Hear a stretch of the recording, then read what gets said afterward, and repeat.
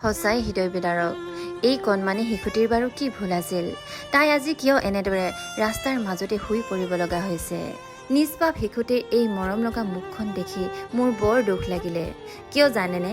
কাৰণ কিছুমান মানুহৰ ভুলৰ বাবে তাই আজি এনেদৰে ৰাজপথতেই পৰি ৰ'ব লগা হৈছে।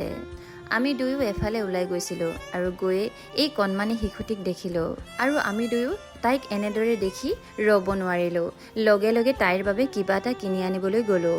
আজিৰ এই ভিডিঅ'টো বনোৱাৰ মূল উদ্দেশ্য এটাই, যাতে চৰকাৰেই হওক বা যিকোনো সংগঠনে যদিহে পাৰে এই কণমানিজনীক ভাল এটা জীৱন দিবৰ বাবে ব্যৱস্থা কৰকচোন, যাতে এই ফুলকমলীয়া বয়সৰ পৰাই তাই গোটেই জীৱন এনেদৰে ৰাস্তাৰ কাষত কটাবলগীয়া নহয়। আচলতে আমি সকলোৱে নিজৰ পিতৃ মাতৃৰ প্ৰতি সদায় চিৰকৃতজ্ঞ হ'ব লাগে।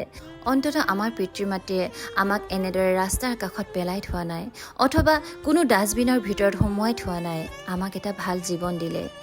যিহেতু এই মহিলাগৰাকীৰ আগতেও এটা ল'ৰা আছে, গতিকে চৰকাৰে এনেদৰে ৰাস্তাৰ কাষত থকা মহিলাসকলক জন্ম নিয়ন্ত্ৰণৰ কিবা ব্যৱস্থা গ্ৰহণ কৰিব নোৱাৰেনে? এনেদৰে সৰুৰে পৰা ৰাস্তাৰ কাষত থাকি কিছুমান শিশুৱে যেতিয়া ডাঙৰ হয় তেতিয়া বাধ্যত পৰি পৰিস্থিতিত পৰি বহুত বেয়া কাম কৰে, চুৰ ডকাইতি কৰে, নহয়নে?